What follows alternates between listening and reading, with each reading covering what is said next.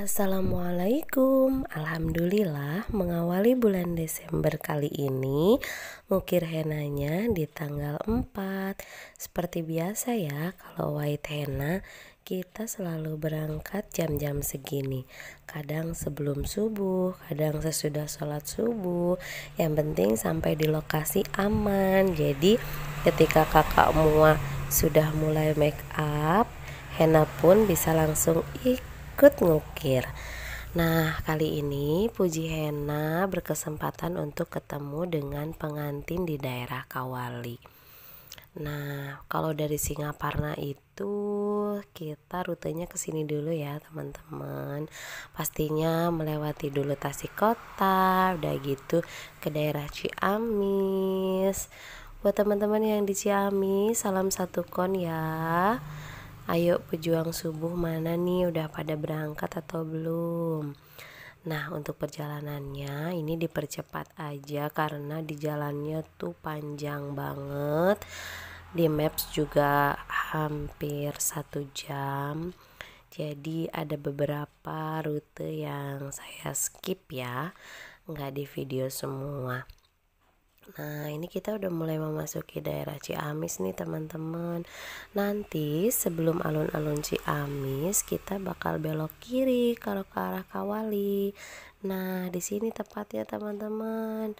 Di sini kita bakal belok kiri. Kalau mau ke alun-alun Ciamis kota lurus aja.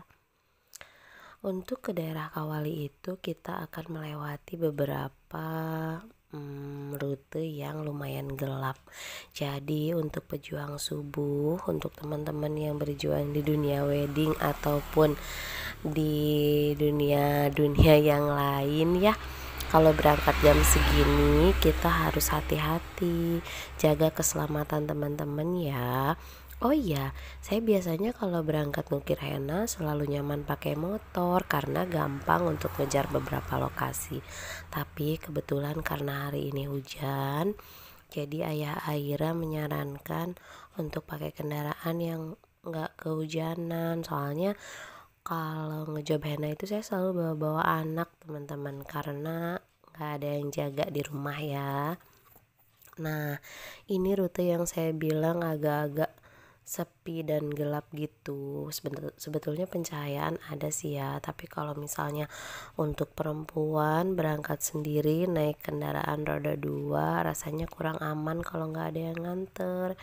Jadi untuk pejuang subuh, pejuang ukiran henna, mua dan lain-lain, jaga keselamatan. Kalau kita kebetulan dapat rute yang seperti ini ya, harus lebih hati-hati.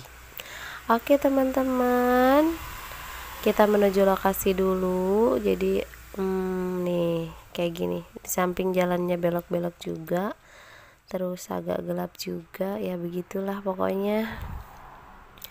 Ikutin terus ya. Di video kali ini Puji Henna bakal memperlihatkan sedikit proses mengukir white henna seperti apa.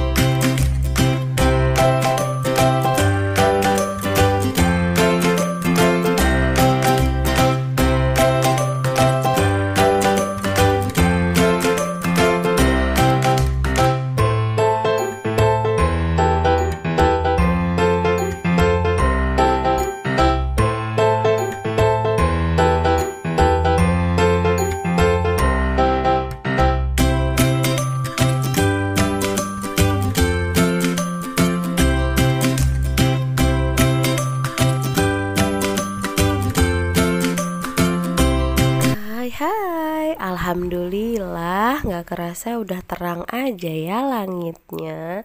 Perjalanan dari tadi dinikmati banget dan alhamdulillah sampai juga akhirnya nemu janur dengan nama Dinda pengantin hari ini. Oh ya teman-teman, ini tuh bookingan henanya saya dari WO langsung ya. Terima kasih untuk WO yang selalu mempercayakan ukiran henanya pada Puji Hena. Oke deh, langsung aja yuk. Setelah parkir kita langsung ke lokasi. Nah, ini dekorasinya keren banget. Ayo langsung kita temui pengantinnya. Pasti sudah di kamar pengantin dengan kakak Mua. Karena tadi saya lihat di depan kendaraan kakak Mua sudah parkir di sini.